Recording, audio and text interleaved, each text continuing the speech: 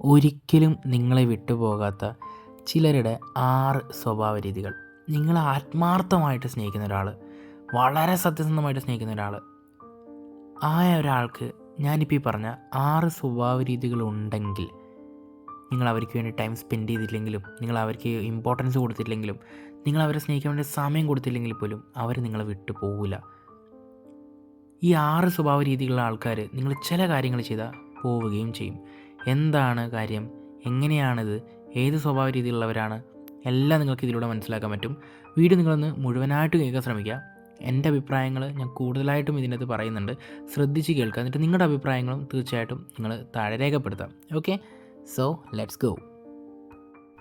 Number 1, അവർ നിങ്ങളോട് ഇടയ്ക്കിടയ്ക്ക് ചോദിക്കും, എടാ ഞാൻ നിനക്ക് ഓക്കെ ആണോ, ഞാൻ നിനക്ക് സെറ്റല്ലേ, നമ്മളൊരേ വൈബല്ലേ, നിനക്ക് ഞാൻ ഓക്കെ അല്ലേ. ഇതൊരു വഴക്ക് കഴിഞ്ഞിട്ടോ അല്ലെങ്കിൽ ചിലപ്പം നിങ്ങളൊന്ന് സൈലൻ്റ് ആകുമ്പോഴോ പൊതുവെ സീരിയസ് ആയിട്ടുള്ള വളരെ സ്നേഹിക്കുന്ന ആൾക്കാരൊക്കെ വഴക്കിടാൻ നോക്കും. ഓക്കെ, ഇവരങ്ങനെ വഴക്കുണ്ടാക്കുന്നത് മാക്സിമം കുറയ്ക്കാൻ നോക്കും. ഇത് തന്നെയാണ് രണ്ടാമത്തെ പോയിൻറ്റും. മാക്സിമം വഴക്ക് കുറക്കാനായിട്ട് നോക്കും.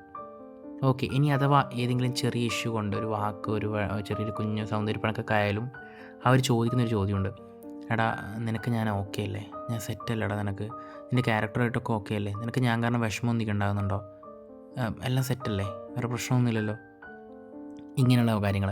ഇത് ചിലപ്പോൾ അവർ പെട്ടെന്ന് രാവിലെ എഴുന്നേറ്റ് ഉടനെ തന്നെ ചിലപ്പോൾ ചോദിക്കാം. കാരണം നമ്മൾ വളരെ സിൻസിയറായിട്ട് സ്നേഹിക്കുന്ന ആൾക്കാരൊക്കെ കൂടുതൽ നമ്മൾ സ്വപ്നമൊക്കെ കാണും, നമ്മളെ തന്നെ ചിന്തിച്ച് കിടക്കുന്നതുകൊണ്ടാണത്.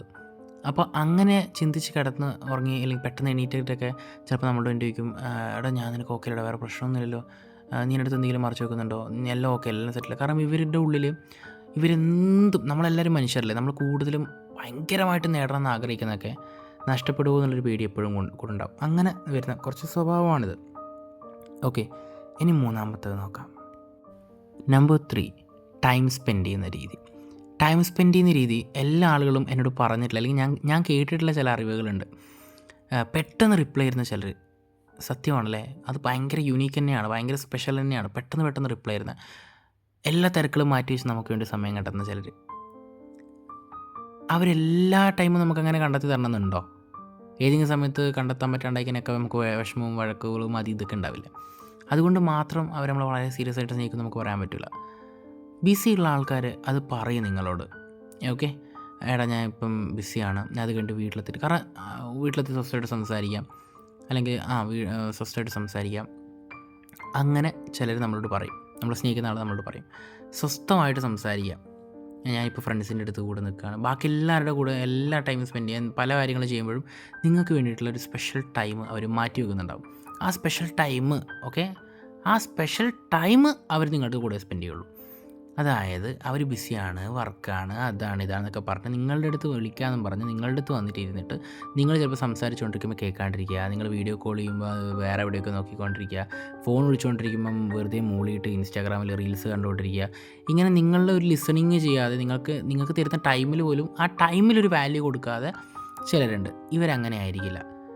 ഇവരെന്ന് പറയുന്നത് എൻ്റയർലി ഡിഫറെൻ്റ് ആയിരിക്കും. ഇവർ എത്ര ബിസി ആയിട്ടിരിക്കുന്നൊരു വ്യക്തിയാണെങ്കിലും നിങ്ങൾക്ക് വേണ്ടി സമയം കണ്ടെത്താനേ കാരണം അവർ ബാക്കിയുള്ള എല്ലാത്തിനും ഇമ്പോർട്ടൻസ് കൊടുക്കുന്നുണ്ട്, നിങ്ങൾക്ക് കൊടുക്കുന്ന പോലെ തന്നെ.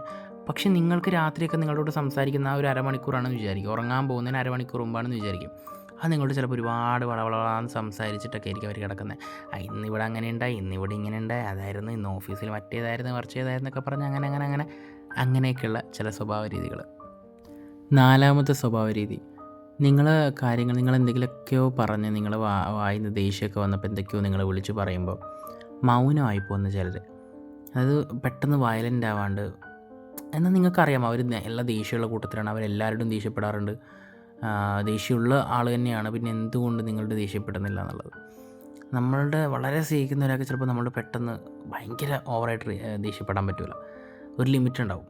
മതി, നിർത്ത്, അധികം സംസാരിക്കില്ല, നിർത്തുന്നൊക്കെ പറഞ്ഞിട്ട് അവർ മാക്സിമം അത് ആട്ടി ഉണ്ടാക്കാണ്ടിരിക്കാൻ നോക്കും, അല്ലെങ്കിൽ അവിടുന്ന് സ്കിപ്പ് ആവാൻ വേണ്ടി നോക്കും. എന്നിട്ട് വഴക്കൊക്കെ ഇതാകുമ്പോൾ നിങ്ങൾ നോക്കി നിങ്ങൾക്ക് മനസ്സിലാവും ഭയങ്കര വിഷമത്തോടെ ഇരിക്കുന്നുണ്ടാവും, മുഖമൊക്കെ വാടി ഒരു ഇൻട്രസ്റ്റ് ഇല്ലാത്ത പോലെ. പെട്ടെന്ന് നിങ്ങൾ ഒന്ന് ഇണക്കാൻ ശ്രമിച്ചാൽ പെട്ടെന്ന് ഇണങ്ങുകയും ചെയ്യും. അതായത് അവരുടെ മനസ്സിൽ അവർ വാശി വെക്കില്ല.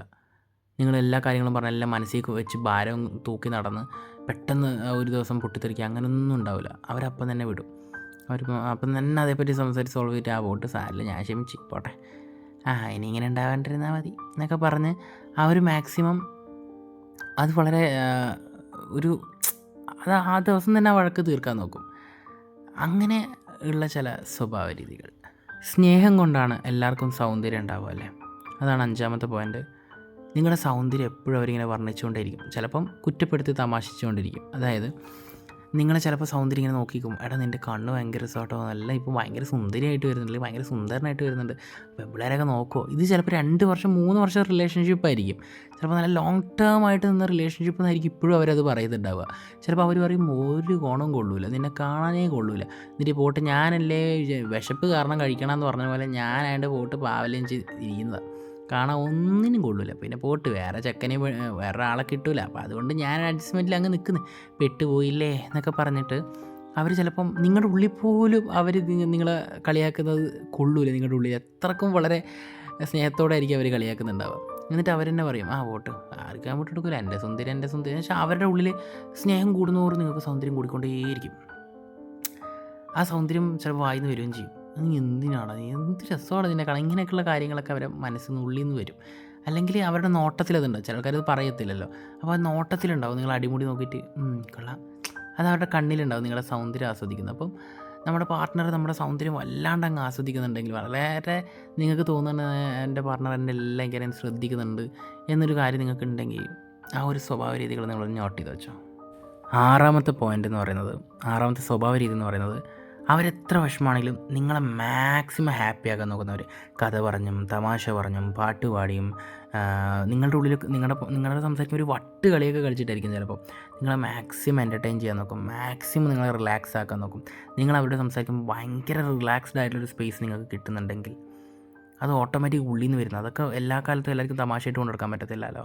അതൊക്കെ ഉള്ളിൽ നിന്ന് വരുന്ന സാധനം, നിങ്ങൾക്ക് ഫീൽ ചെയ്യുന്നതൊക്കെ നിങ്ങളുടെ ഉള്ളിൽ നിന്ന് വരുന്നതല്ലേ. അപ്പോൾ അങ്ങനത്തെ ഒരു സ്വഭാവ രീതിയും നിങ്ങൾ ശ്രദ്ധിക്കാം.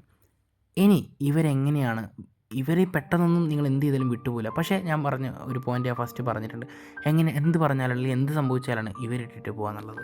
നിസ്സാരമായിട്ടുള്ള ചെറിയ ചെറിയ കാര്യങ്ങൾക്ക് ഇവരിട്ടിട്ട് പോകില്ല. നിങ്ങൾ തെറി പറഞ്ഞു, അല്ലെങ്കിൽ നിങ്ങൾ അവരെ വഴക്ക് പറഞ്ഞു, അല്ലെങ്കിൽ അവർ പറയുന്നത് നിങ്ങൾ അനുസരിക്കാണ്ടിരുന്നു, അങ്ങനെയുള്ള എന്ത് റിലേഷൻഷിപ്പിൽ കാര്യം ഉണ്ടായാലും എന്നോട് പറയേണ്ട എന്തിനാണ് ചെയ്തത്, അല്ലെങ്കിൽ ചെറിയ കുഞ്ഞു കുഞ്ഞു കാര്യങ്ങളുണ്ടാവില്ലേ, അങ്ങനെ എന്തുവാ ഇത്, നീ എന്തിങ്ങനെ, എന്താ എന്നോട് മിണ്ടാത്ത, ഇതെന്തിങ്ങനെ വഴക്കുണ്ടാക്കുന്നത് എന്നൊക്കെ, എന്തൊക്കെ നിങ്ങൾ അങ്ങനത്തെ കാര്യങ്ങൾ നിങ്ങളുടെ റിലേഷൻഷിപ്പിൽ ചെയ്താലും അവരൊന്നും കുഴപ്പമില്ലാത്ത രീതിയിൽ അവർ ഈ റിലേഷൻഷിപ്പ് നല്ല ഹാപ്പിയായിട്ട് അടിപൊളിയായിട്ട് കൊണ്ടുനടക്കാൻ ശ്രമിക്കും. എന്ത് ചെയ്താലാണ് ഇവർ നിങ്ങളോട് ഇട്ടിട്ട് പോകാൻ നിങ്ങൾക്കറിയോ? ചീറ്റിങ്. നിങ്ങളവരെ ചതിക്കുമ്പോൾ, അതായത് നിങ്ങൾ അവരെ വെച്ചുകൊണ്ട് വേറെ പാർട്ട്ണറെ നോക്കിയാലോ, അല്ലെങ്കിൽ അറ്റ് ദ സെയിം ടൈം അത് അവർക്കൊരു ഡൗട്ട് പോലും ഉണ്ടാവും, പക്ഷെ അവരത് കണ്ടുപിടിക്കുന്ന ചില മൊമെൻറ്റ്സ് ഉണ്ടാവും, അല്ലെങ്കിൽ അതവരറിയുന്ന ചില മൊമെൻറ്റ്സ് ഉണ്ടാവും. അല്ലാന്നുണ്ടെങ്കിൽ നിങ്ങളവരെ തമാശയായിട്ടായിരുന്നു ഇത്തിരി നാൾ കൊണ്ടു നടന്നത് എന്നുള്ള സിറ്റുവേഷനിലും അതേപോലെ മറ്റുള്ള ആളുകളുടെ മുമ്പിൽ അവരെ നിങ്ങൾ കളിയാക്കുകയോ കൊച്ചാക്കുകയോ വില കൽപ്പിക്കാതെ വാല്യൂ കൊടുക്കാതെ പരിഹസിക്കുകയോ എന്നുള്ള ഒരു സ്റ്റേജ് വന്നാൽ ഉറപ്പായിട്ടും പോകും. എത്ര സീരിയസ് റിലേഷൻഷിപ്പ് ആണെങ്കിലും ഇതുപോലത്തെ ചില സിറ്റുവേഷൻസ് നിങ്ങളുടെ വായ കൊണ്ട് അവർ പറഞ്ഞിട്ടുണ്ടെങ്കിൽ അവർക്ക് പോലും നിങ്ങളുടെ റിലേഷൻഷിപ്പ്, നിങ്ങളുടെ ലവിനോട് ഭയങ്കര വെറുപ്പായി തുടങ്ങും. നിങ്ങളോട് ഭയങ്കര വല്ലാത്തൊരു അടുക്കാൻ പറ്റാത്തൊരു, കാരണം അവരുള്ളിൽ നിന്ന് നിങ്ങളുടെ എല്ലാം ഒരു നിമിഷം കൊണ്ട് ഇല്ലാണ്ടാവാൻ അങ്ങനെയൊക്കെ മതി. ഓക്കെ, സോ അതൊക്കെ ഒന്ന് ശ്രദ്ധിക്കുക. ഇനി നിങ്ങൾക്ക് നിങ്ങളുടെ റിലേഷൻഷിപ്പ് അഭിപ്രായങ്ങൾ നിങ്ങൾക്ക് തീർച്ചയായിട്ടും താഴെ കമൻറ്റ് ചെയ്യാം കേട്ടോ. വീഡിയോ ഉറപ്പായിട്ട് ലൈക്ക് ചെയ്യണം, എന്തായാലും നിങ്ങൾ ലൈക്ക് ചെയ്യണം. നിങ്ങളുടെ അഭിപ്രായങ്ങൾ ഉറപ്പായിട്ട് നിങ്ങൾ കാണുന്ന ഓരോ ആളുകളും കമൻറ്റായിട്ട് രേഖപ്പെടുത്തുക. അത് നല്ലതായിക്കോട്ടെ ബാഡ് ആയിക്കോട്ടെ. എൻ്റെ എന്തെങ്കിലും വീഡിയോയൊക്കെ എന്തെങ്കിലും സജഷൻസ് ഉണ്ടെങ്കിൽ എല്ലാം പറഞ്ഞു തരണം കേട്ടോ.